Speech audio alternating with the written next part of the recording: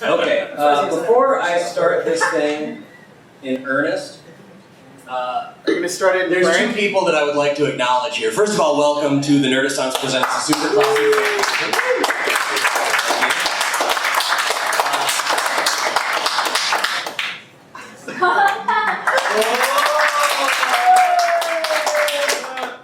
The power! My dick is so hard right now. There are two people that I would like to acknowledge that this is their first time at one of our shows, two very important people to me who I never thought would ever make it out to one of these shows. And I don't know, I'm sure they may have at some point in their lives received a round of applause, but I don't know, so I'd like to see them receive what I would perceive to be their first round of applause. My parents showed up.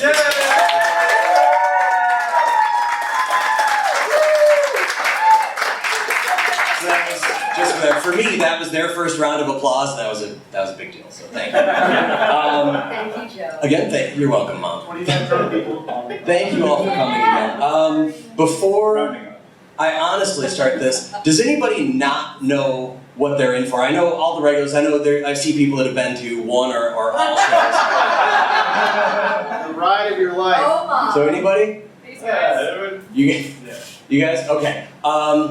Fan fiction, real quick, is what happens when either nerds or people with Asperger's go, I could write that better than the people that get paid to write it.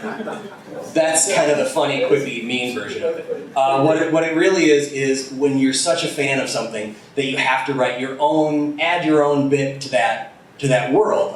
The big things. Star Wars, Doctor Who, all these things have huge fan fiction followings. And rightfully so, because they're things that engender more than just a casual amount of fandom. And so what better way to do that than to write your own story? It's great for you to exercise your own writing skills. It's a great way to make you feel like a bigger part of that world. So this, however, is not that. This is us having fun, kind of taking the piss out of things that we both kind of love and hate. You'll get the idea after the first couple. So, let's just start out. Adam, are you ready? Adam, where's that Clifford? Before Adam reads his story, when we first became friends, I thought there's no way. He was very much in a shell, and he's not. He's a redneck. He's a ginger, so there's no soul there. But he was very much somebody that never would have dreamed of performing on stage, and then he joined our show last time and did such a great job. I had to ask him back this time. So you ready? Yeah, I lost the show in a divorce, so I just.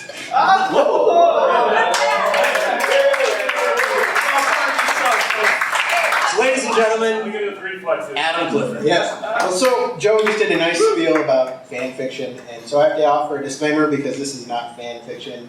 I've never read or seen 50 Shades of Grey, but I did read the Wikipedia page, so that makes me an expert, right? Yes. Yeah. I was surprised to discover that Christian Grey is actually an accordion waltz-obsessed grizzly bear. But, alright. Anyway, so in his apartment high above the streets of Seattle, Christian walked out of the bedroom and into the kitchen, stretching his sore arms from the whipping he had just administered. This would seriously throw off his exercise schedule. He was going to have to move up leg day to give his pecs a chance to recover. He made a mental note to do some research on some sexercises for his legs. How could he abuse her and work out his quads at the same time? Some sort of squatting? She had once told him that poop play was a shitty idea, and he still wasn't sure whether that was supposed to be serious commentary or a joke. He would have to ask Reinhardt, his German counterpart at work, what he thought of it. Reaching the fridge, he hoped Anna appreciated how much it cost him to hurt her. Anna lay in a quivering lump on the bed, skin burning from the recent repeated kisses of leather. She pulled Christian's sparkly princess unicorn pillow pet, dyed gray of course, into her chest and cuddled it close, wishing that just once he would hold her like this. She fought back the tears from the pain that moving brought on. He was quite thorough in his devotions when it actually interested him. He really wished she'd figure out that no, don't, please stop was not her safe word. One of these days, maybe he should tell her what it was, but he was pretty certain that making her guess was a lot more fun for both of them. He shrugged, spun the combination, and removed the lock from the fridge. He set it on the counter and smirked lovingly at it. She thought it had existed so he could better control her diet. It was really just their protected secret. The lack of nutritional control did help her surrender even more to his will, though. A definite bonus. He heard the phone ringing in his office. He reached for the lock and then decided better of it. If she started moving before at least 15 minutes had passed, he was clearly slipping and would need to step up his game next time. The sound the heavy lock made hitting the counter echoed into the bedroom, and her stomach rumbled. She gingerly sat up. She hadn't eaten in 2 days. He liked to say the only meat she ate was between his legs, usually while eating a steak and making her eat a salad. The phone rang. Despite the pain, she rolled out of bed and carefully made her way down the hall. She saw his bag as he closed his office door behind him, and she peeked into the kitchen.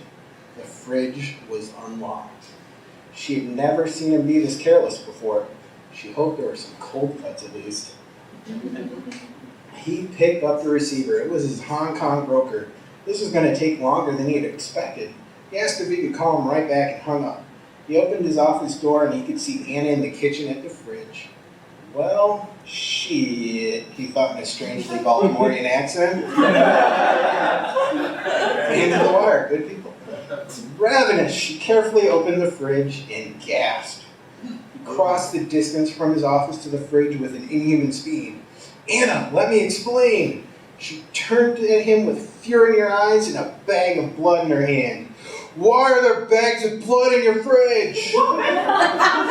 Raising her voice to him was a clear violation of their agreement, so he slapped her. Don't you raise your voice to me. Go sit in the living room and I'll explain. She glared at him, but did as she was told.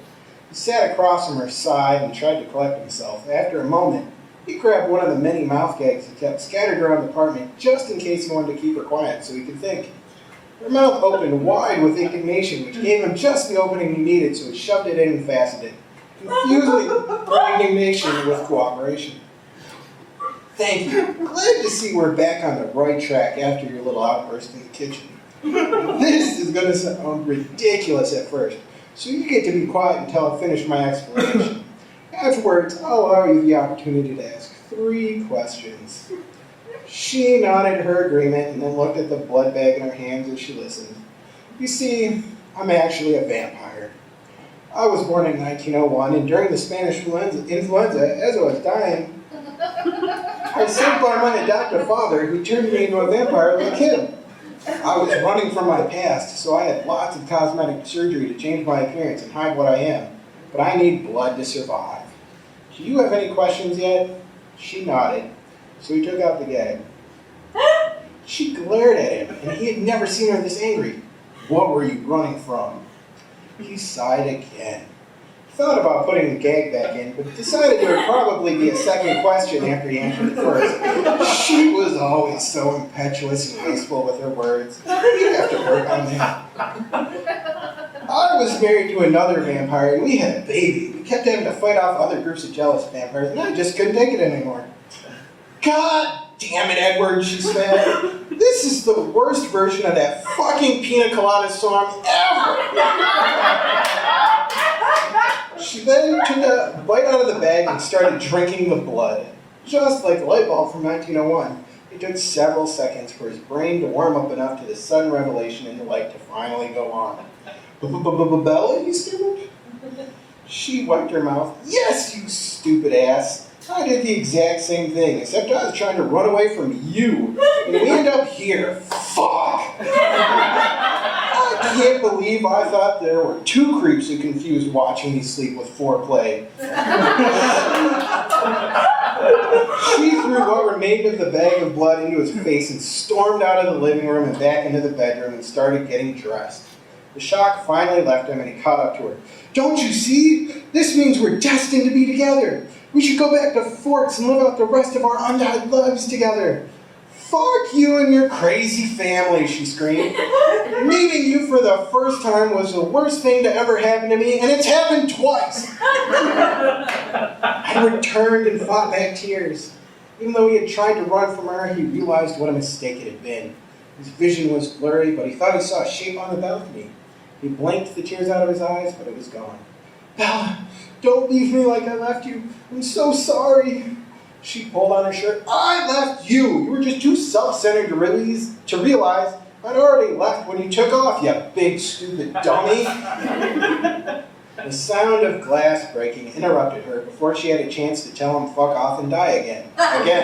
The imposing man in a trench coat and a mohawk had burst through the glass patio doors.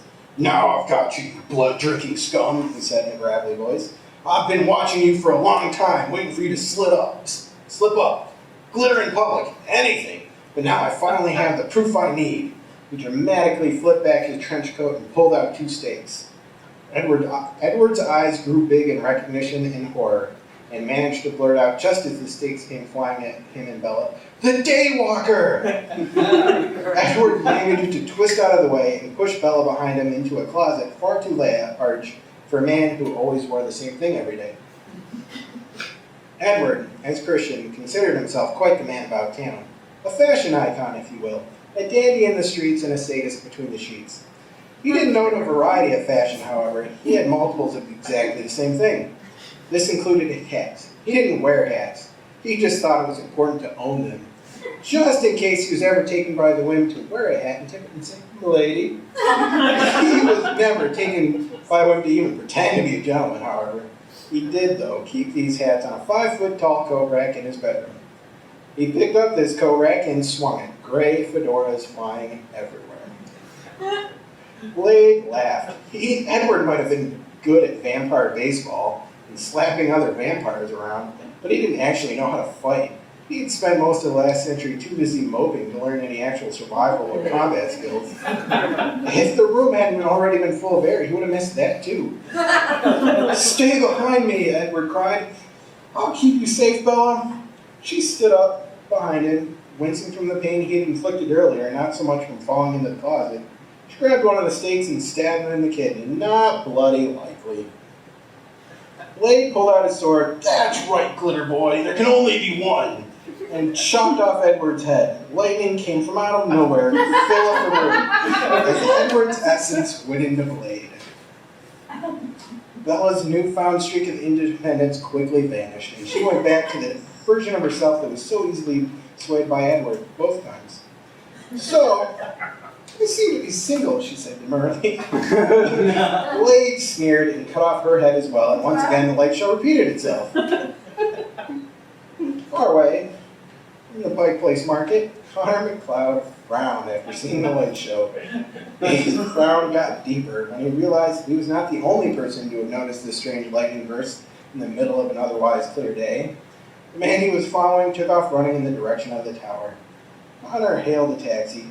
"Fucking Kurgan," he muttered to himself in a Scottish accent that, if anything, sounded very, very French.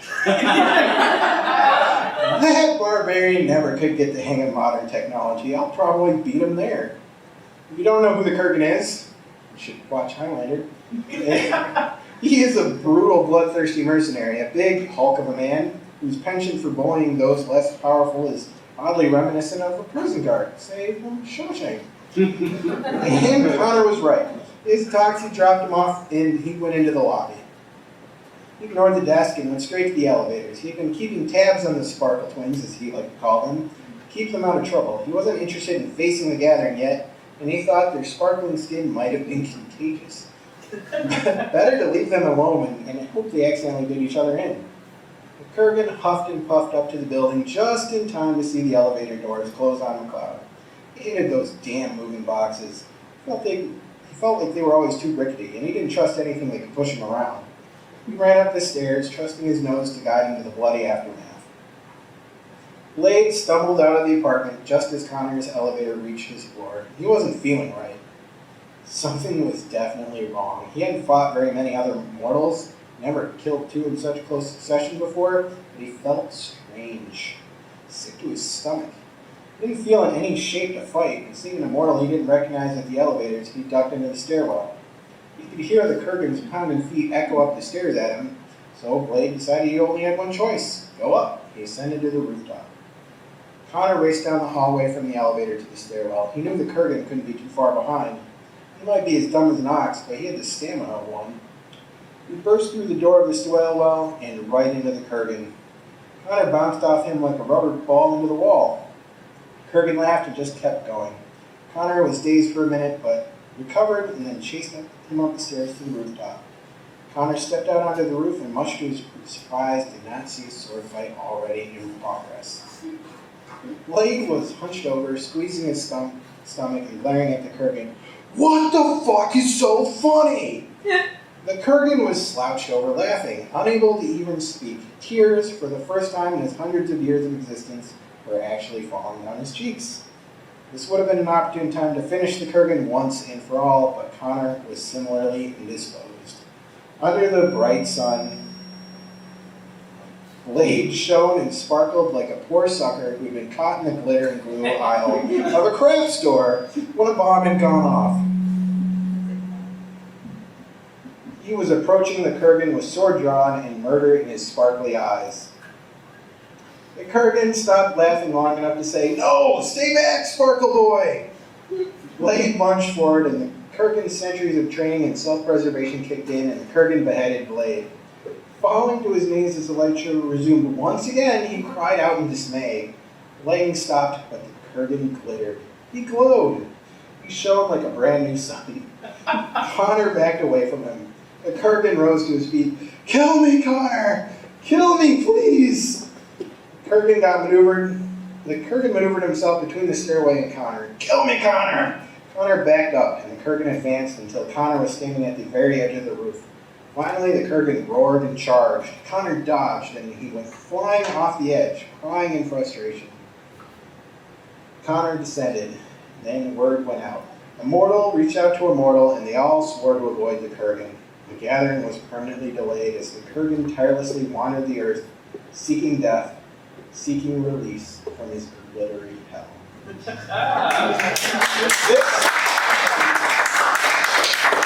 has been There Can Be Only One Shade of Blade.